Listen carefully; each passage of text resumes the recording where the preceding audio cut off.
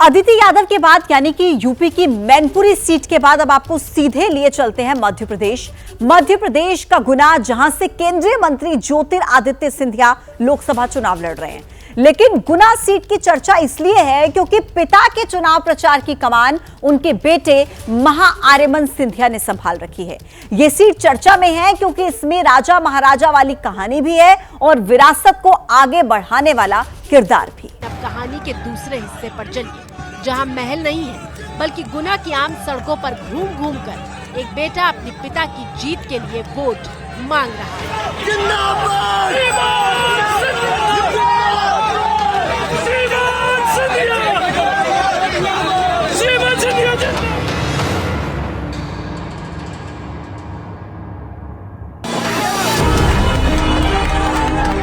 करोड़ों अरबों की दौलत वाला युवराज इस तरह से जनता के बीच घूम रहा है कि देखकर एक बार की यकीन न हो।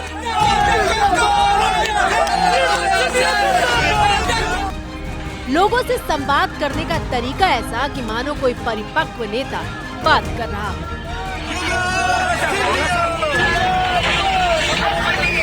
हमारी जनता के लिए मैं माफी मांगना चाहूँगा कि मैं 3-4 घंटे लेट आ गया।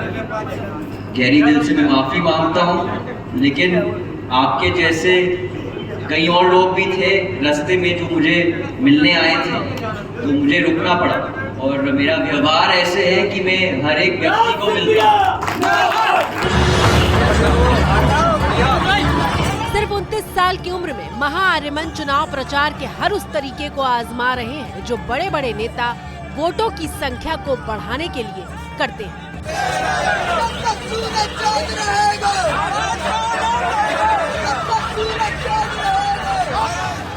मध्य प्रदेश के शिवपुरी की तस्वीर देखिए, जहां महाआर्यमन ने एक गरीब के घर खाना भी खाया और चूल्हे की रोटी की तारीफ भी की।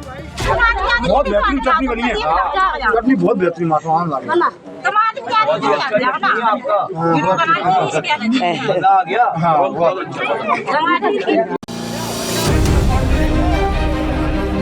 जनता के साथ सीधे कनेक्ट के लिए युवराज महाआर्यमन चाय भी बना रहे हैं और समोसा भी तलकर दिखा रहे हैं।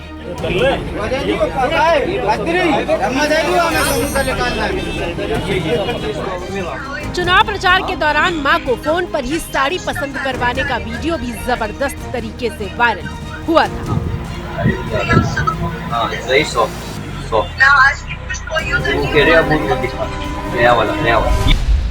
सिर्फ बेटा ही नहीं, पत्नी प्रियदर्शनी भी पति ज्योतिरादित्य सिंधिया की जीत के लिए एड़ी चोटी का जोर लगा रही है। महारानी प्रियदर्शनी दीवार पर सिर्फ पेंट ही नहीं कर रही बल्कि वोट के लिए चूल्हे पर रोटियां भी सेक रही हैं।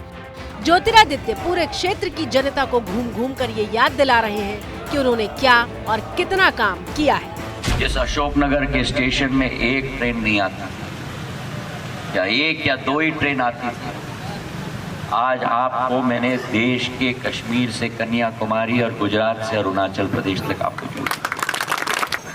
अभी भगत की कोठी विशाखापट्टनम की गाड़ी की स्टॉपेज मैंने अशोकनगर में करा दी, कोड कॉन्डक्ट के पहले, आचार संहिता के पहले। महाराज कहे जाने वाले सिंधिया ढोल बजाकर आम लोगों के जश्न में भी शामिल हो रहे हैं।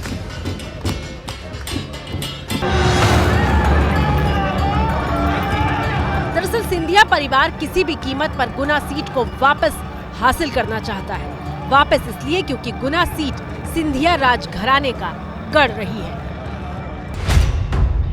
सिंधिया राजघराने के लोग 14 बार गुना सीट का प्रतिनिधित्व कर चुके हैं। ज्योतिरादित्य सिंधिया 4 बार गुना सीट से सांसद रहे हैं। 1999 से गुना लोकसभा सीट पर कांग्रेस का कब्जा है। 2002 में पहली बार ज्योतिरादित्य सिंधिया गुना से सांसद बने थे।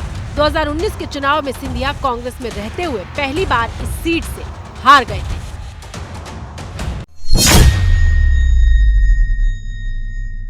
– 2019 के लोकसभा चुनावों में ज्योतिरादित्य सिंधिया अपने ही कार्यकर्ता केपी यादव से चुनाव हार गए। कांग्रेस और ज्योतिरादित्य सिंधिया के लिए यह एक बहुत बड़ा झटका था, जबकि केपी यादव देखते ही देखते हीरो बन गए। हालांकि 2020 आते आते राजनीतिक समीकरण बदल गए।